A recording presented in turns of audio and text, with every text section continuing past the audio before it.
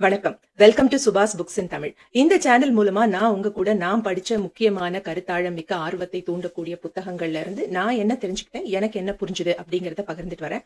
அந்த வரிசையில நாம இன்னைக்கு பார்க்க போற புத்தகம் யுவல் நோவா ஹராரி அவர்கள் எழுதின 21 Lessons for 21st Century. இந்த 21ஆம் நூற்றாண்டுல மனித குலம் தொழில்நுட்பத்தால இணைக்கப்பட்டிருக்கு. முன் எப்போதும் இல்லாத அளவுக்கு நம்ம வாழ்க்கையோட ஒவ்வொரு நொடியையும் தொழில்நுட்பம் தான் ஆக்கிரமிச்சிருக்கு. அப்படிப்பட்ட ஒரு காலகட்டத்துல மனித குலம் என்ன மாதிரியான சவால்களை இந்த தொழில்நுட்பத்தால எதிர்கொள்ள போகுது, அதுக்கு தீர்வு காண்றதுக்கு நம்ம கிட்ட என்னெல்லாம் வழி இருக்கு அப்படிங்கறத பத்தி அவர் 21 விஷயங்களை அலசியிருக்கார். 21 பாடங்கள். ஆனா இந்த வீடியோக்குள்ள போறதுக்கு முன்னாடி எனக்கு உங்ககிட்ட ஒரு வேண்டுகோள். தயவு செஞ்சு இந்த காலகட்டத்துல மனித குலம் எதிர்கொள்ள போகிற அல்லது எதிர்கொண்டிருக்கிற முக்கியமான பிரச்சனை, முக்கியமான சவால் அப்படின்னு நீங்க எதை நினைக்கிறீங்க அப்படிங்கிறத கமெண்ட்ஸ்ல எங்களோட பகிர்ந்துக்கோங்க. நீங்க அதை சொன்னீங்கன்னா உங்ககிட்ட இருந்து கத்துக்கிறதுக்கு எங்களுக்கும் ஒரு வாய்ப்பா இருக்கும். அதே நேரத்துல அதை சொல்லிட்டு நீங்க இந்த வீடியோவை பார்க்கும் பொழுது இதுல இருக்கக்கூடிய கருத்துக்களை ஆழமாகவும் அகலமாகவும் பார்ப்பதற்கு உங்களுக்கும் உதவியா இருக்கும். மனிதர்கள் இந்த பூமிக்கு வந்து பல்லாயிரக்கணக்கான வருஷம் ஆச்சு. இந்த பல்லாயிரக்கணக்கான வருஷத்துல பல தொழில்நுட்பங்களை மனிதர்கள் கண்டுபிடிச்சிருக்காங்க. சக்கரம் கண்டுபிடிச்சதும் ஒரு தொழில்நுட்ப வளர்ச்சி தான். மம்முட்டி கண்டுபிடிச்சதும் ஒரு தொழில்நுட்ப வளர்ச்சி தான். ஆனா இந்த ஸ்டீம் என்ஜின் அப்படின்னு சொல்லக்கூடிய இந்த நீராவி என்ஜினும் மின்சாரமும் கண்டுபிடிக்கப்பட்ட பிறகு நடந்த தொழில்நுட்ப வளர்ச்சிங்கிறது ரொம்ப அபரிமிதமா இருந்தது.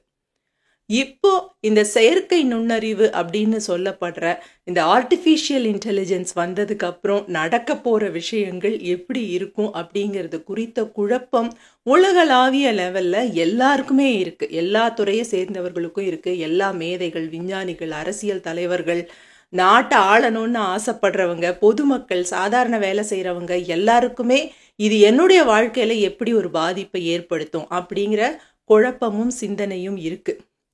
அதுக்கு ஒரு விடை தேடும் பயணமாக எழுதப்பட்டதுதான் இந்த புத்தகம். ஆனா இவர் என்ன சொல்றாருன்னா, இந்த கேள்விகளுக்கெல்லாம் நான் விடை கொடுத்துருவேன் அப்படின்னு நான் சொல்ல மாட்டேன்.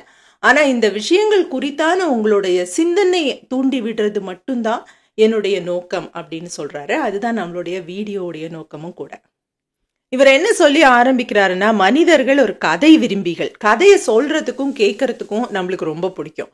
அதனால பலவிதமான கதைகள் மூலமாக தான் மனிதர்கள் எப்பொழுதுமே மனிதர்களை ஆண்டிருக்கிறார்கள். இந்த மனித குலம் அடைஞ்ச முன்னேற்றங்களுக்கும் பின்னேற்றங்களுக்கும் அழிவுகளுக்கும் நாம கட்டமைச்ச இந்த கதைகள் தான் காரணம் அப்படின்னு சொல்றாரு.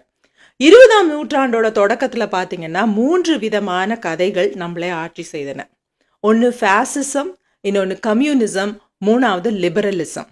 ஃபேசிசம்னா என்னன்னா ஒரு ஃபேஸ், அந்த அதிகாரத்துக்கு ஒரு முகம் இருக்கும். இவர்தான் தலைவர், இவர்தான் அரசன், இவர்தான் காவலன் அப்படின்னு சொல்லி அவர் என்ன சொன்னாலும் அதுக்கு எல்லாரும் கட்டுப்படணும் அப்படின்னு சொல்லக்கூடிய ஒரு சர்வாதிகார ஆட்சி முறை அப்படின்னு சொல்லலாம். இந்த ஆட்சி முறையில பாத்தீங்கன்னா எதிரி எப்பொழுதுமே வெளிநாட்டுக்காரனா இருப்பான். அரசனுக்கு துரோகம் பண்றவனா இருப்பான். அவன் தான் எதிரி. அவனுக்கு எதிராக அவங்கிட்ட இருந்து உங்களை காப்பாத்துறதுக்கு வந்த காவலன், கடவுள் இந்த அரசன் அப்படின்னு சொல்லப்பட்ட ஒரு கதை. அந்த கதையின் மூலமாக மக்கள் ஆட்சி செய்யப்பட்டார்கள். உலகம் முழுவதுமே எல்லா நாட்டிலையுமே 20ஆம் நூற்றாண்டின் தொடக்க காலம் வரைக்கும் கூட இதுதான் இருந்தது. இப்பயும் கூட சில நாடுகள்ல இருக்கு. கிட்டத்தட்ட 20ஆம் நூற்றாண்டுடைய தொடக்கத்துல உலகம் முழுவதிலையுமே பெரும்பாலான நாடுகள்ல இந்த ஃபேசிசம், இந்த அரசன் தான் காவலன், அரசனை தான் நாம ஆட்சி பீடத்துல வைக்கணும் அப்படிங்கிற அந்த கதை முடிவுக்கு வந்துடுச்சு. அதுக்கப்புறம் மீதி இருந்தது 2 கதைகள். ஒன்னு கம்யூனிசம், இன்னொன்னு லிபரலிசம். இண்டஸ்ட்ரியலைசேஷன், தொழில் புரட்சி காலத்துக்கு பிறகு பாத்தீங்கன்னா கம்யூனிசம் அப்படிங்கிற ஒரு அரசியல் சித்தாந்தம் பிறந்தது. அவங்க என்ன சொன்னாங்கன்னா, எதிரி வெளியில இல்ல, நம்மள அழிக்கக்கூடிய எதிரி, நம்மளுடைய வறுமைக்கும் நம்மளோட பிரச்சனைகளுக்கும் நம்மளுடைய தாழ்வுக்கும் காரணமான எதிரி நம்ம நாட்டுக்குள்ளேயே தான் இருக்கான். அதுதான் வகுப்புவாதம். இவங்க பிரிச்சு வச்சுக்கிட்டு ஒரு ஹை கிளாஸ் சொசைட்டின் ஆளும் வர்க்கம், தொழிலாளி வர்க்கம் அப்படின்னு பிரிச்சு வச்சுக்கிட்டு இந்த முதலாளிகள் நம்மள சுரண்டி வாழ்றாங்க, அவங்க கிட்ட இருந்து தான் நம்மளை காப்பாத்திக்கணும், நம்ம மக்களை காப்பாத்தணும் அப்படின்னு சொல்லி அந்த கதையை, அந்த கருத்தை முன் வச்சு வந்தது கம்யூனிச சித்தாந்தம். மூணாவதாக எழுந்த சித்தாந்தம் தான் லிபரலிசம், அதாவது தாராளமயமாக்கல் கொள்கை. இந்த சித்தாந்தத்தை பொறுத்த வரைக்கும் எது முக்கியம்னா தனி மனிதன் தான் முக்கியம். தனி மனிதன் என்ன விரும்புறான், அவனோட நோக்கம் என்ன, அவனோட லட்சியம் என்ன, அவனோட ஆசை என்ன அப்படிங்கிறத பிரதானமா வச்சு தனி மனித சுதந்திரத்தை மதிக்கணும் அப்படிங்கிற கருத்தை மட்டுமே மையமாக வச்சு உருவாக்கப்பட்டது லிபரலிசம். உனக்கு திறமை இருந்தா நீ பொழைச்சுக்கோ. நீ ஆணா இருந்தாலும் சரி, பெண்ணா இருந்தாலும் சரி, எந்த ஜாதியா இருந்தாலும், எந்த மதமா இருந்தாலும், பணக்காரனோ ஏழையோ இருக்கோ இல்லையோ, உனக்கு திறமை இருந்தா நீ பொழைச்சுக்கோ. அதுக்கேத்த மாதிரி நம்ம கதவுகளை திறந்து வைப்போம். அதுக்கேத்த மாதிரி உலகம் முழுவதும் வர்த்தகம் நடப்பதற்கு தோதான சட்டங்களை நாம இயற்றி வைப்போம். திறமை இல்லாதவன் என்னமோ பண்ணிக்கோ அப்படிங்கிற மாதிரியான ஒரு கதை. இந்த லிபரலிச சித்தாந்தங்கள் வந்த பிறகு நீங்க ஏதோ ஒரு புத்தகத்தையோ, அதாவது மதம் சார்ந்த புத்தகத்தையோ, ஒரு சாமியாரையோ எல்லாத்துக்கும் போய் அவங்க கிட்ட பர்மிஷன் கேட்டுட்டு இருக்க வேண்டிய அவசியம் இல்லை அப்படின்னு சொல்ல ஆரம்பிச்சாங்க.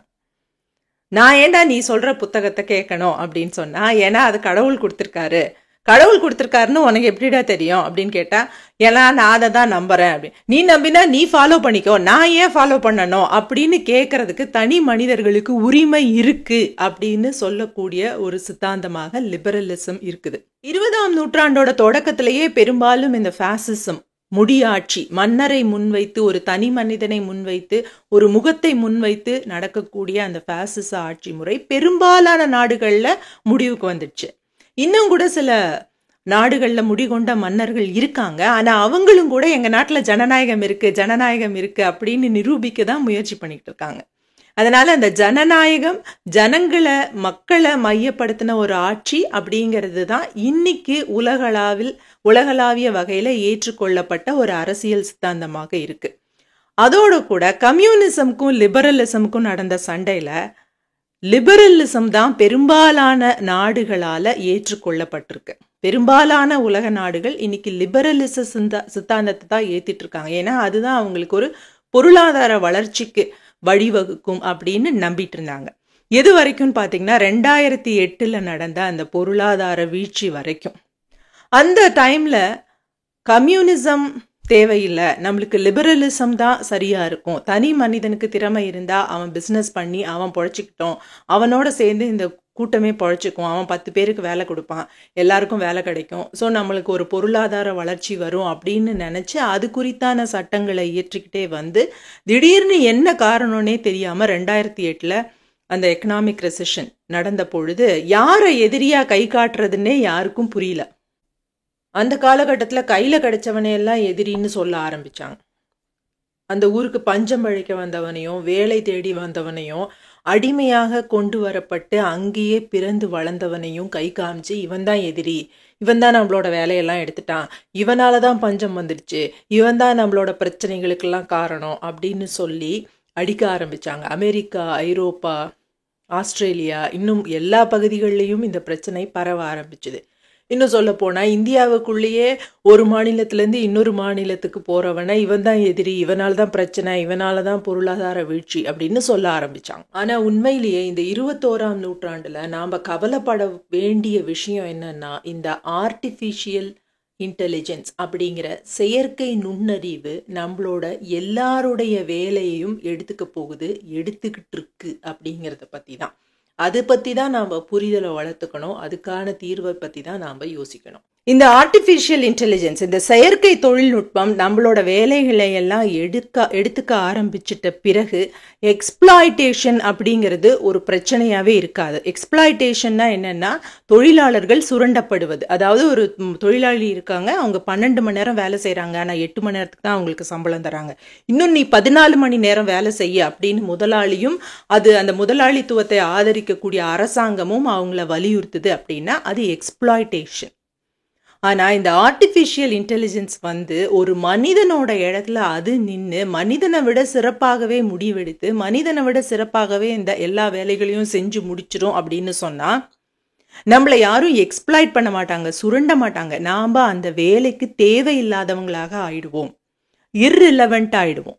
நீ இருந்தாலும் நீ இருக்கவே தேவையில்லை, நீ இந்த இடத்துல வேலையே செய்ய தேவையில்லை, உன்னுடைய உதவி, உன்னுடைய பிரசன்ஸ் எங்களுக்கு தேவையில்லை அப்படிங்கிற கட்டத்துக்கு மனித குலம் நகர்ந்து போயிடும் அப்படின்னு சொல்றாரு. எக்ஸ்ப்ளாய்டேஷன் ஒரு பிரச்சனை, அது சுரண்டல் ஒரு பிரச்சனை. அதற்கு எதிராக எல்லா மனிதர்களுக்கும் சரியான ஊதியம் கிடைக்கணும், சரியான பெனிஃபிட்ஸ் கிடைக்கணும் அப்படின்னு எழுந்ததும் அதுக்காக போராடினதும் தான் பொது உடைமை சித்தாந்தம். ஆனா இன்னைக்கு உங்களை யாரும் எக்ஸ்ப்ளாய்ட் பண்ண போறதில்ல, ஏன்னா நீங்க அவங்களுக்கு தேவையே இல்லை அப்படிங்கிற ஒரு நிலைமை ஏற்பட்டுடும். அதுக்கு பேரு தான் you will become irrelevant to the work force அப்படின்னு சொல்றாரு. இவர் இந்த புத்தகத்தை எழுதி ஒரு 6-7 வருஷம் ஆயிடுச்சு. அந்த எழுதின காலகட்டத்தில் இவர் என்ன சொல்றாருன்னா, 2050 வருஷ காலத்துல மனிதர்களுடைய வேலைகள் அத்தனையும் இந்த செயற்கை நுண்ணறிவுன்னு சொல்லக்கூடிய ஆர்டிஃபிஷியல் இன்டெலிஜென்ஸே செஞ்சிரும். அது நம்மளை விட சிறப்பாக, நம்மளை விட குறைவான நேரத்துல, நம்மளை விட எந்தவித தவறும் இல்லாமல், எரர் கம்மியா, நம்மளை விட எஃபிஷியண்டா செஞ்சு முடிக்கும் அப்படின்னு சொல்றாரு. அப்போ மனிதர்களே அந்த வேலைக்கு தேவைப்பட மாட்டாங்க, அந்த காலகட்டம் வரும் அப்படின்னு அவர் 2050 சொல்றாரு. ஆனா இன்னைக்கு 2025 என்னுடைய வேலையில, என்னோட பர்சனல் எக்ஸ்பீரியன்ஸ், தனிப்பட்ட எக்ஸ்பீரியன்ஸ்ல இருந்து சொல்லணும்னா, என்னுடைய வேலையில நான் ஆர்டிஃபிஷியல் இன்டெலிஜென்ஸ் பயன்படுத்தாம ஒரு நாள் கூட இருக்கிறதுல. அது என்னுடைய வேலையை சிறப்பாகவும் குறைவான நேரத்திலையும் செஞ்சு முடிக்கிறதுக்கு பல விதத்திலையும் உதவுது. ஆனா அதுவே ஒரு காலத்துல இந்த வேலைக்கு இந்த மனிதனே தேவையில்லை, இந்த ஆர்டிஃபிஷியல் இன்டெலிஜென்ஸே போதும் அப்படிங்கிற காலகட்டத்துக்கு இதை நகர்த்திட்டு போயிடும். அப்ப இந்த மனிதர்களை வச்சுக்கிட்டு நாம என்ன செய்ய போகிறோம் அப்படிங்கிறது தான் முக்கியமான கேள்வி. அது என்னங்க அது ஆர்டிஃபிஷியல் இன்டெலிஜென்ஸ் அப்படின்னு ஒரு கேள்வி இருக்கு. இன்னும் நிறைய பேருக்கு இந்த ஆர்டிஃபிஷியல் இன்டெலிஜென்ஸ்க்கும் ஆட்டோமேஷனுக்கும் என்ன வித்தியாசம் அப்படின்னு ஒரு கேள்வி இருக்கு. இந்த ஸ்டீம் என்ஜின், நீராவி என்ஜினும் மின்சாரமும் கண்டுபிடிக்கப்பட்ட பிறகு மனிதர்கள் செஞ்சுட்டு இருந்த பல வேலைகளை நாம ஆட்டோமேட் பண்ணிட்டோம். அதை மெஷினே செய்ய ஆரம்பிச்சிச்சு. ஆனா அதுக்கு பேரு ஆட்டோமேஷன். அது எப்படின்னா, நீங்க என்ன ஒரு கமாண்டை கொடுத்துருக்கீங்களோ, என்ன கட்டளையை அதுக்கு கொடுத்துருக்கீங்களோ அந்த வேலையை மட்டும்தான் அந்த மெஷின் செய்யும். நீங்க ஏல இருந்து பிக்கு போ, பில இருந்து சிக்கு போ, சில இருந்து திருப்பி ஏக்கு வான்னு சொன்னீங்கன்னா அதையே திருப்பி திருப்பி செஞ்சுட்டு இருக்கோம். இதுதான் தொழிற்சாலைகள்ல நடக்கக்கூடிய அந்த மெஷினரி செய்யக்கூடிய வேலை. இப்ப நம்ம வீட்லயே எடுத்துக்கிட்டோம்னா நம்மளோட கிரைண்டர், மிக்சி எல்லாம் அதை தான் செய்யுது.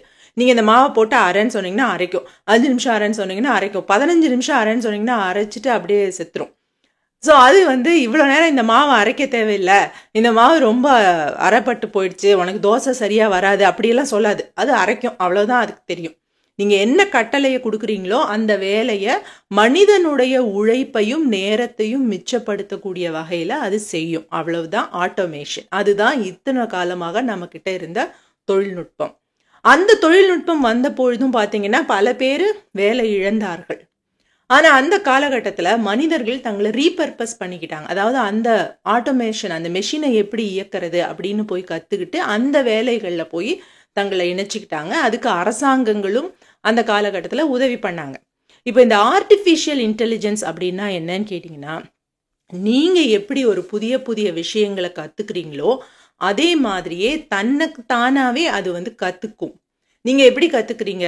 மனிதர்களை பொறுத்த வரைக்கும் அவங்களுக்கு 2 முக்கியத்துவம் இருக்கு. ஒன்று நம்ம உடலால் செய்யக்கூடிய வேலை, இன்னொன்று நம்மளோட மூளையால் செய்யக்கூடிய வேலை.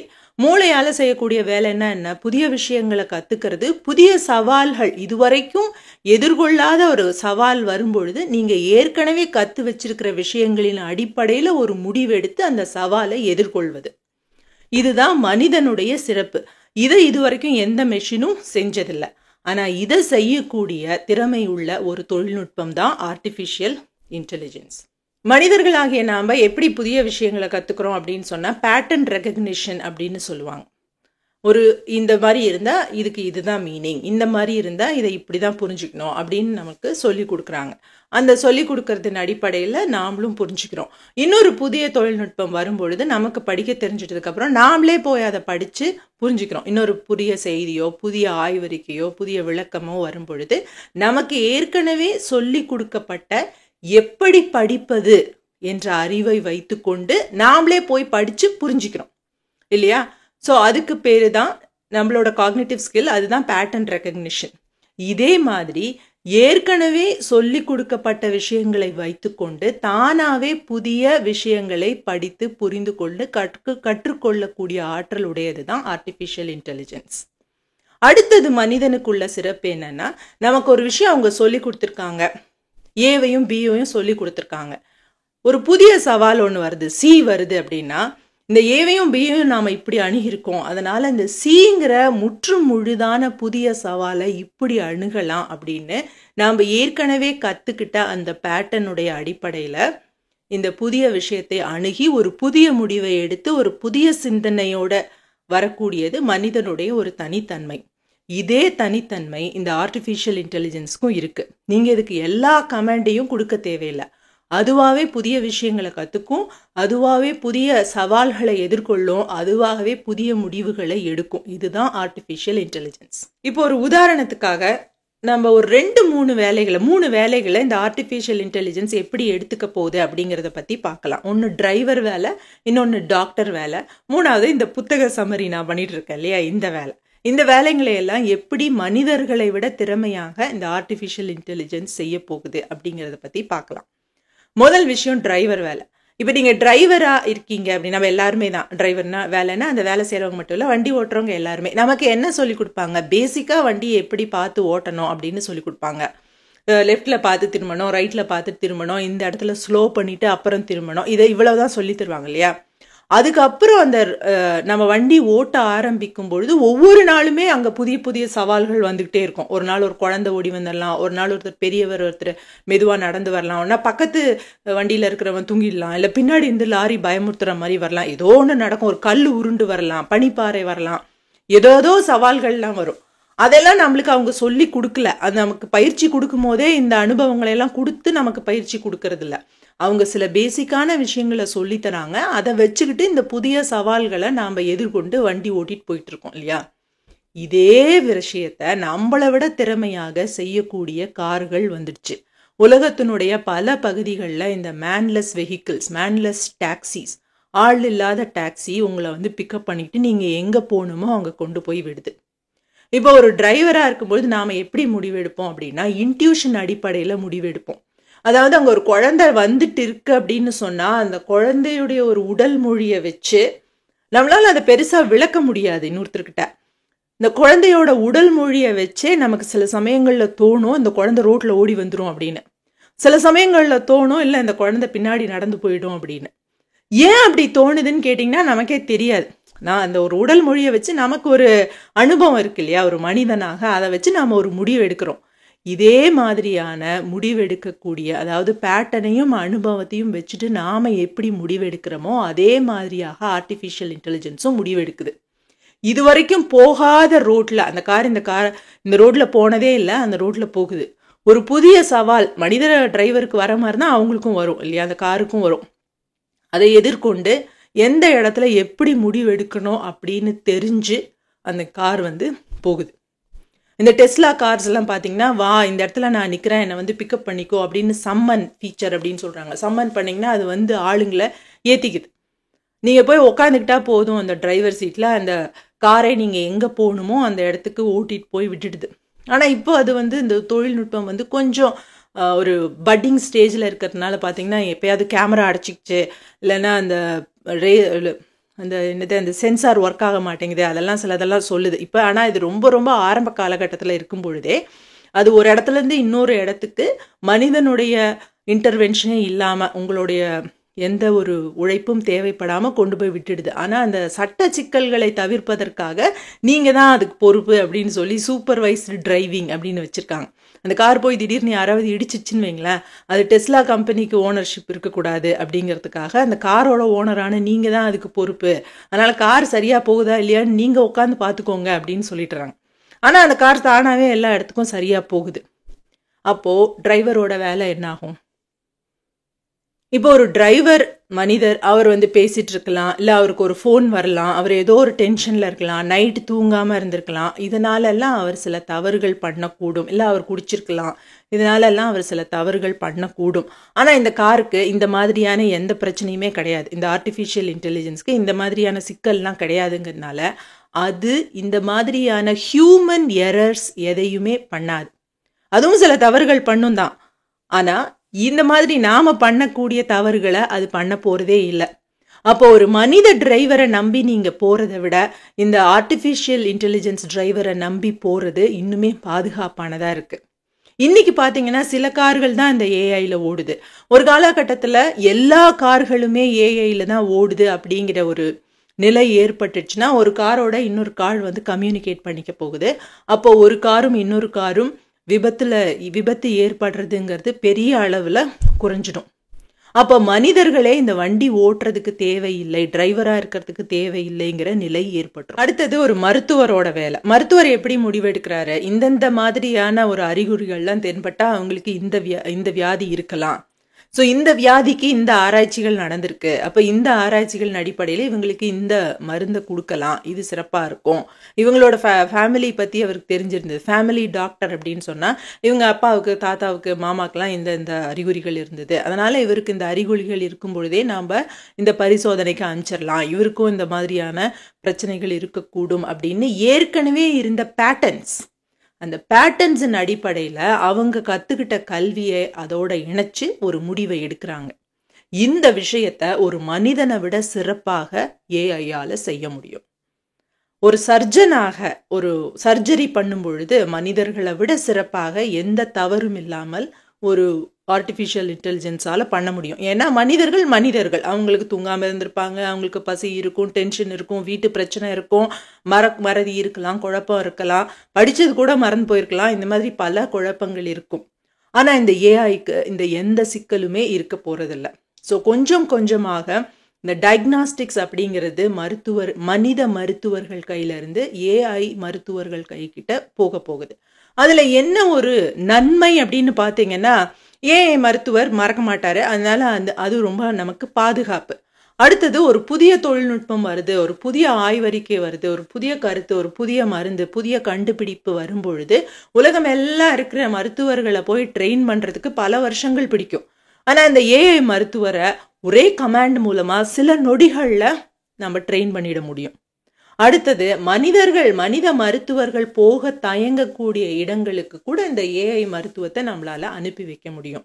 ஸோ செலவு கம்மி, தவறுகள் குறைவு, குறுகிய நேரத்தில் அது அப்டேட் பண்ணிக்கும், ஒரே நேரத்தில் அது கம்யூனிகேட் பண்ணும், உலகம் பூராவும் கம்யூனிகேட் பண்ண முடியும் ஏஐயால். அந்த கட்டத்தை நோக்கி அது நகர்றதுக்கு இன்னும் சில வருடங்கள் தான் இருக்குது. ஸோ ஒரு மருத்துவர் ஒரு புதிய அறிகுறியை பார்க்குறாரு, ஒரு புதிய பிரச்சனையை பார்க்குறாருன்னா அவர் இன்னும் ஒரு டாக்டர்கிட்ட சொல்லி, இன்னொருத்தர்கிட்ட சொல்லி, விஞ்ஞானிகள்கிட்ட சொல்லி, இன்னும் வேற எங்கேயாவது பார்த்துருக்கீங்களா அப்படின்லாம் கேட்டு ஒரு இன்ஃபர்மேஷனை கலெக்ட் பண்ணுறதுக்கு பல வருஷம் ஆகும். ஆனால் அந்த ஏஐ சில நொடிகளில் அந்த வேலையை செஞ்சு முடிச்சிடும்.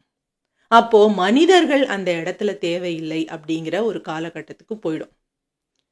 நான் ஏற்கனவே சொன்ன மாதிரி ஏஐக்கு 2 சிறப்பான குணங்கள் உண்டு. ஒன்று புதிய விஷயத்த உடனே கற்றுக்கிறது, ஒரு நொடியில் அது கற்றுக்கும். ஒரு மனுஷனை ட்ரெயின் பண்ணுறதுக்கு பல நாட்கள் ஆகும்.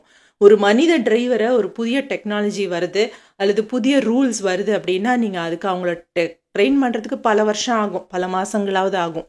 ஆனால் ஏஐயை சில நொடிகளில் பண்ணிடலாம். 2வது கம்யூனிகேஷன். உலகம் பூராவும் இருக்கிற எல்லா டிரைவர்ஸோடையும் ஏஐயால் ஒரே நொடியில் கம்யூனிகேட் பண்ண முடியும். மனித டிரைவரால் அது முடியாது. அந்த ரோட்டில் இருக்கிற எல்லா டிரைவர்கள் கூடயும் எல்லா காருமே ஏஐ ஆயிடுச்சுன்னா சொல்கிறேன், டக்குன்னு அதால் கம்யூனிகேட் பண்ணிட முடியும்.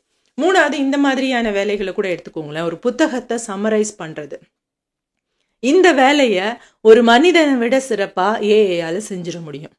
இன்னும் சொல்லப்போனால் அது உங்களுக்கு தேவையான மாதிரி பர்சனலைஸ் பண்ணி கொடுக்க முடியும். அதாவது அந்த வியூவர்கிட்ட கேட்டு நீங்கள் என்ன படிச்சிருக்கீங்க, எந்த ஊரில் இருக்கிறீங்க, அதெல்லாம் கேட்டு உங்களுக்கு சாதகமான, உங்களுக்கு தோதான மொழியில், உங்களுக்கு புரியக்கூடிய வகையில் உதாரணங்களை சொல்லி ஒவ்வொருத்தருக்கும் ஒவ்வொரு மாதிரி சம்மரைஸ் பண்ணி கொடுக்கக்கூடிய ஒரு திறமை ஏஐக்கு இருக்குது. இப்போவே அது சம்மரைஸ் பண்ணுது, ஆனால் இந்த அளவுக்கு டீட்டெயிலாக பண்ணல. ஆனால் பண்ணக்கூடிய அந்த காலகட்டத்தை நோக்கி இன்னும் 2-3 வருஷத்தில் போயிடும் அப்படிங்கிறது தான் என்னோட ஒரு அசம்ஷன்.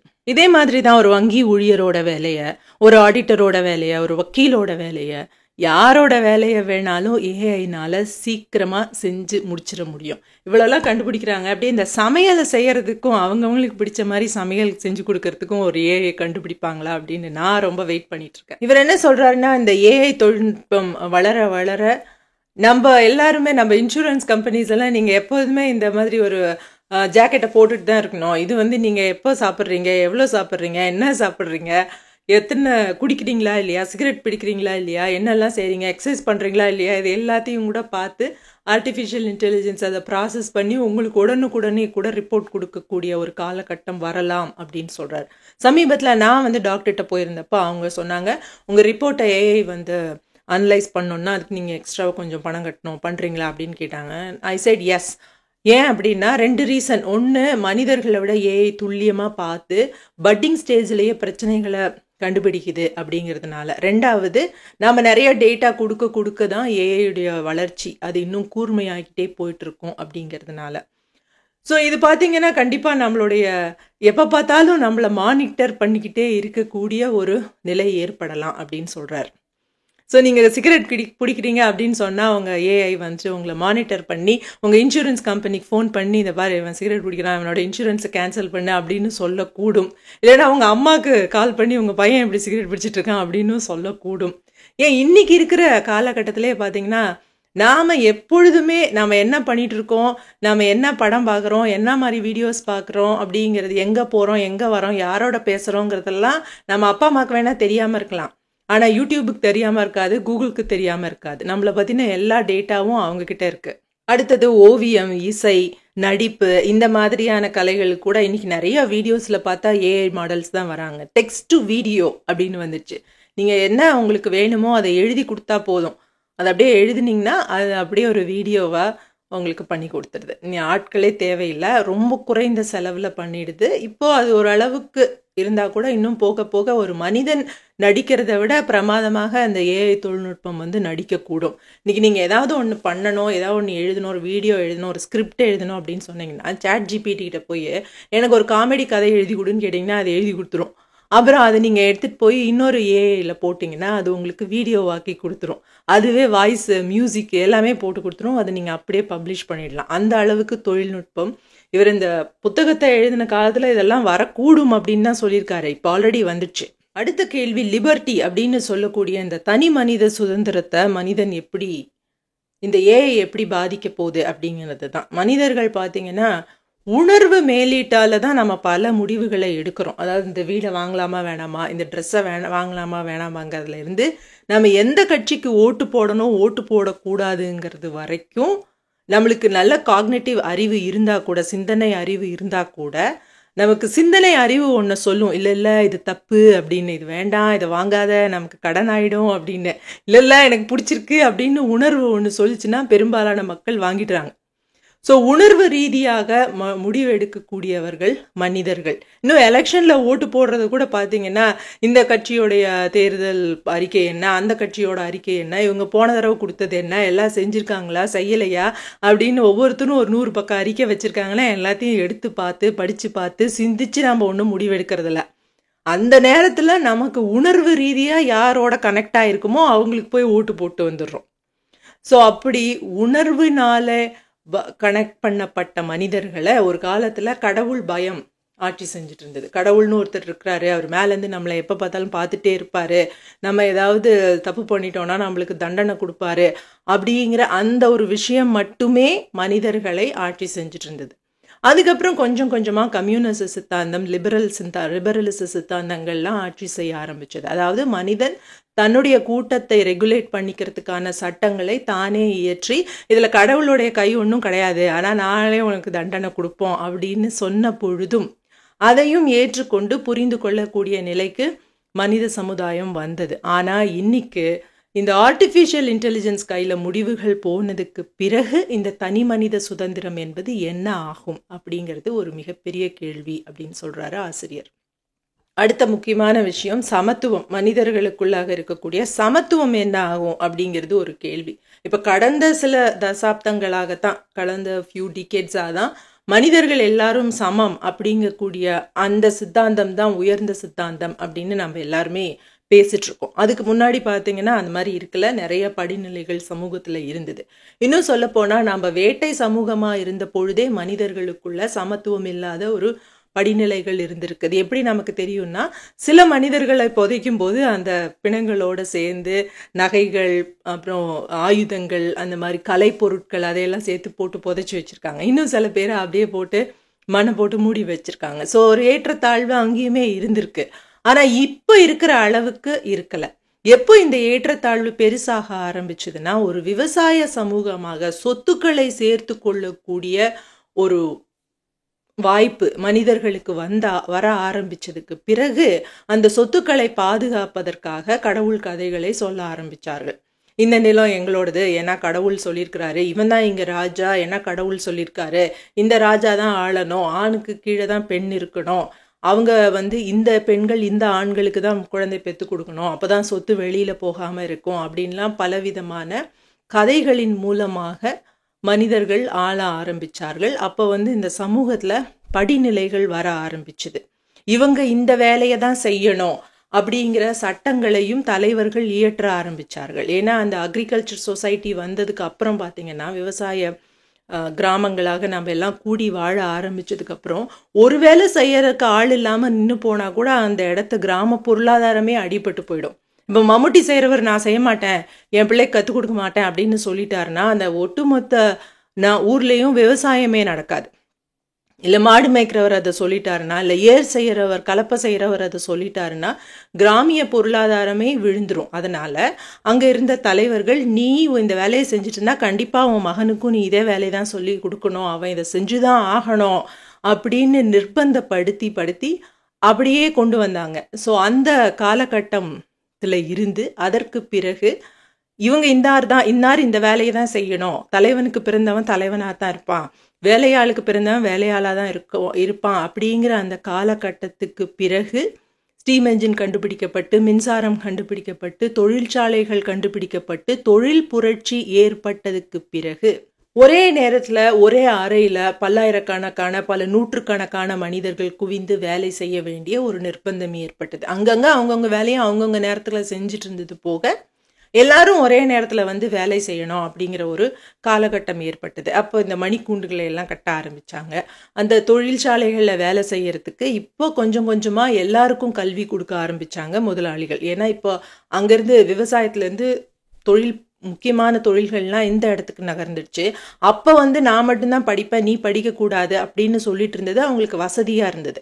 ஆனால் இப்போ எல்லாரும் தொழிற்சாலைக்கு வேலை செய்ய வரணும் அப்படின்னு ஒரு நிர்பந்தம் ஏற்பட்ட உடனே ஒரு அடிப்படை கல்வி, சுகாதாரத்தை பற்றின கல்வி, மணிபாக்காவது சொல்லிக் கொடுக்கணும் இல்லையா, அப்போ தானே எல்லாரும் கரெக்ட் டைமுக்கு வேலையை ஆரம்பிப்பாங்க. ஸோ அதுக்காக அடிப்படை கல்வியை கொடுக்க ஆரம்பித்தாங்க.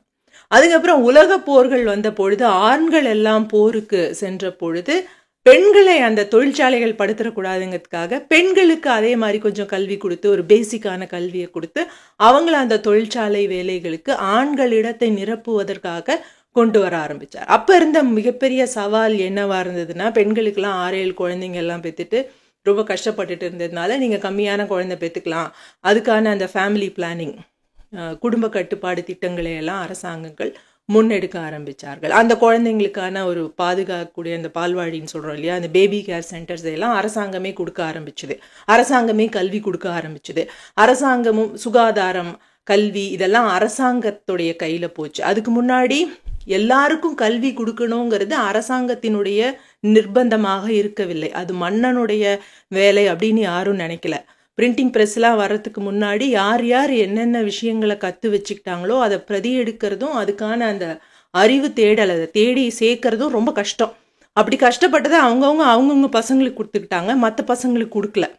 ஆனால் இந்த தொழில் புரட்சி ஏற்பட்டதுக்கு அப்புறம் இந்த கல்விங்கிறது அரசாங்கத்தினுடைய பொறுப்பாக மாறியது. சுகாதாரமும் அதே மாதிரி தான். இப்போ அந்த காலகட்டத்தில் எல்லாம் பார்த்தீங்கன்னா ஒரு ஊருக்குள்ளே ஒரு நோய் வந்துடுச்சு அப்படின்னு சொன்னால், இப்போ கொரோனா மாதிரி ஒரு நோய் வந்துடுச்சுன்னா இன்றைக்கி நம்மளாம் ஆட்சியாளர்களை கேள்வி கேட்குறோம், நீ என்ன பண்ண கண்ட்ரோல் பண்ணுறதுக்குன்னு. அன்றைக்கி அப்படி யாரும் கேள்வி கேட்கல. இது ஏதோ தெய்வ குத்தமாக இருக்கும் அப்படின்ற மாதிரி எடுத்துக்கிட்டு விட்டுட்டாங்க. எல்லாத்துக்கும் மேலே இது அரசனுடைய கடமை அப்படிங்கிற ஒரு மனப்பாங்கு அப்போ இல்லை. இந்த தொழில் புரட்சிக்கு பிறகு எல்லாரும் ஆண்கள் பெண்கள்லாம் தொழிற்சாலைக்குள்ள வேலைக்கு வர ஆரம்பிச்சதுக்கு பிறகு இந்த கல்வியும் சுகாதாரமும் கொடுத்து இவங்களை எல்லா நாளும் வேலைக்கு வர வச்சா மட்டும்தான் தொழில் தங்கு தடை இல்லாமல் நடக்கும். அப்போதான் இவங்களை இந்த இடத்துல வரக்கூடிய லாபம் வரும் அப்படிங்கிறது முதலாளிகளுக்கும் அரசாங்கங்களுக்கும் புரிய ஆரம்பிச்சது. அதே காலகட்டத்தில் பலவிதமான அறிவியல் வளர்ச்சியும் நிறைய நடக்க ஆரம்பிச்சது. மின்சாரம் கண்டுபிடிக்கப்பட்ட பிறகு மற்ற எல்லா துறைகள்லையும், உயிர் தொழில்நுட்பம் உட்பட எல்லா துறைகள்லையும் ஒரு பெரிய வளர்ச்சி ஏற்பட ஆரம்பித்தது. இப்போ இது அப்படியே ரிவர்ஸ் ஆயிடுதுன்னு வச்சுக்கோங்களேன்.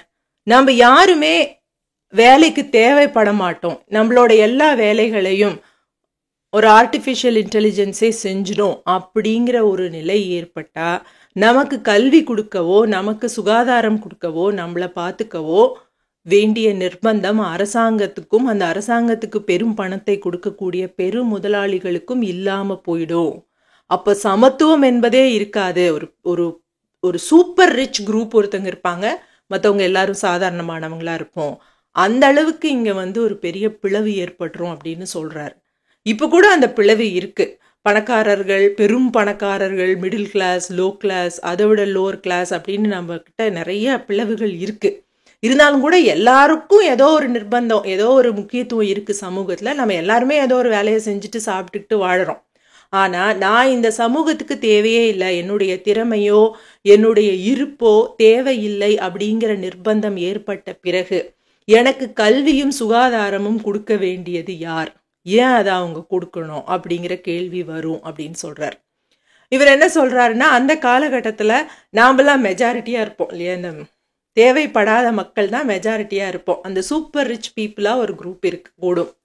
ஆனா அவங்க நம்மளுக்கு ஒரு பேசிக்கான இன்கம், யூனிவர்சல் பேசிக் இன்கம் அப்படிங்கிற ஒரு கான்செப்டை முன்வைக்கிறாங்க. எல்லாருக்கும் இந்தாங்கப்பா ஆளுக்கு 10,000 ரூபாய், இதை வச்சுட்டு சாப்பிட்டுட்டு சந்தோஷமா இருங்க, என்ன வேணுமோ பண்ணிக்கோங்க அப்படின்னு சொல்லி ஒரு பணத்தை கொடுக்க கூடும். ஏன்னா நம்ம எல்லாரும் மெஜாரிட்டியா இருக்கிறதுனால சண்டை போட்டுக்கூடாது இல்லையா, போர் வந்துடக்கூடாது அப்படிங்கிறதுனால இது ஒரு தீர்வா இருக்கலாம் அப்படின்னு உலக தலைவர்கள், அரசியல் தலைவர்கள், பொருளாதார மேதைகள் எல்லாருமே அதை யோசிச்சுட்டு இருக்காங்க. நம்மளோட ஆசிரியர்களும் இதை பத்தி தான் எழுதியிருக்காரு. அடுத்த முக்கியமான பிரச்சனையா இருக்க போறது கம்யூனிட்டி, ஒரு சமூகமாக நம்ம எப்படி இருக்கோம் அப்படிங்கிறது. அந்த பிரச்சனையை இவர் 6-7 வருஷத்துக்கு முன்னாடி இருக்காரு, அது இப்போவே நம்ம எல்லாருமே நிதர்சனமா பார்த்துட்டு இருக்கோம். நம்ம எல்லாருமே மனிதர்கள் வந்து ஒரு கம்யூனிட்டியாக வாழ்வதில் தான் நமக்கு வந்து அப்படிதான் நம்ம எத்தனை காலகட்டமாக வாழ்ந்து அதுதான் நம்மளுக்கு ஒரு சர்வைவல் அட்வான்டேஜை கொடுத்துருக்கு. அதனால தான் மற்ற விலங்குகளை விட அதிகமான எண்ணிக்கையில் மனித இனம் வந்து பல்கி பெருகிருக்கு. ஆனால் இன்னைக்கு இந்த தொழில்நுட்ப வளர்ச்சிக்கு பிறகு பார்த்தீங்கன்னா நம்ம எல்லாருமே அந்த தொழில்நுட்பத்தோட தான் பெரிய அளவில் நேரத்தை செலவு பண்ணிக்கிட்டே இருக்கோம். எல்லாருமே நம்ம எங்கேயோ இருக்கிற வெளிநாட்டில் இருக்கிற நம்மளோட கசினோட நம்மளால பேச முடியுது, ஆனால் வீட்டில் இருக்கிறவங்களோட பேச முடியல. பக்கத்தில் இருக்கிறவங்க, பக்கத்து வீட்டுக்காரங்களோட நம்ம செலவழிக்கிற நேரம்ங்கிறது பெருமளவில் குறைஞ்சிக்கிட்டே வருது அப்படின்னு சொல்றாரு ஆசிரியர். இது இவர் சொல்லணுன்னே இல்லை, இது நம்ம எல்லாருக்குமே தெரியும். ஸோ இந்த ஒரு முக்கியமான சிக்கலை மனித குலம் எப்படி எதிர்கொள்ள போகுது அப்படிங்கிறது அடுத்த கேள்வியா இருக்கும் அப்படின்னு சொல்றாரு. அதுக்கு அடுத்த முக்கியமான பிரச்சனை 21ஆம் நூற்றாண்டுல இருக்க போறது நாகரீகம். இது மனித இனத்துக்கே உரிய ஒரு தனிப்பட்ட ஒரு யூனிக்கான பிரச்சனை அப்படின்னு சொல்லலாம். அதாவது என்னோட நாகரீகம் பெருசா, உன்னோட நாகரீகம் பெருசா, என்னோட பண்பாடு பெருசா, உன்னுது பெருசா, ஏன் கலாச்சாரம் பெருசா, உன் கலாச்சாரம் பெருசா அப்படின்னு அடிச்சுக்கிறது. ஸோ நாங்கள்லாம் வேறு விதமான பண்பாடு கொண்ட மனிதர்கள், எங்களோட முன்னோர்கள்லாம் இப்படி வாழ்ந்தவர்கள், அப்படி வாழ்ந்தவர்கள் அப்படின்னு நாம் என்ன நினச்சிக்கிறோம் அப்படின்னா, நம்மளுடைய முன்னோர்கள் பல்லாயிரக்கணக்கான வருடங்களாக மாறாமல் ஒரு பண்பாட்டை, ஒரு கலாச்சாரத்தை, ஒரு நாகரிகத்தை பின்பற்றி வந்தார்கள். அதை அடுத்த மனிதனுடைய, பக்கத்து நாட்டுக்காரனுடைய முன்னோர்கள் பின்பற்றவில்லை. அதனால நாம் வேற இனம், அவங்க வேற இனம் அப்படின்னு நினச்சிக்கிறோம்.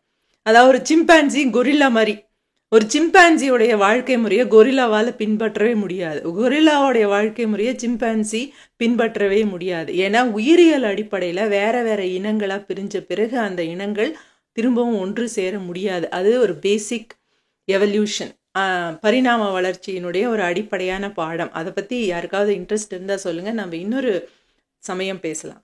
ஆனால் இப்போ நாம் என்ன புரிஞ்சுக்கிறோன்னா, மற்ற மனிதர்களையும் வேற்று இனத்தவர்கள் அப்படின்னு நினச்சிக்கிறோம். நாம் என்னதான் அவங்களோட சண்டை போட்டாலும், வடநாட்டுக்காரங்க அப்படின்னு சண்டை போட்டாலும், அல்லது தமிழன் சிங்களவன்னு பிரிஞ்சிருந்தாலும், இந்து முஸ்லீம்னு பிரிஞ்சிருந்தாலும் நம்ம எல்லாரும் ஒரே இனம்தான். உயிரியலின் அடிப்படையில் நாம் எல்லாரும் ஒரே இனம்தான். அதே மாதிரி நம்மளுடைய முன்னோர்கள் பல்லாயிரக்கணக்கான வருடங்களாக ஏதோ மாறாம ஒரே கலாச்சாரத்தை, பண்பாட்டை பின்பற்றிட்டு இருந்தாங்க அப்படின்னு சொல்றதும் ஒரு அறியாமை தான். மனிதர்கள் அப்படி இருந்திருக்கிறதுக்கு வாய்ப்பே இல்லை.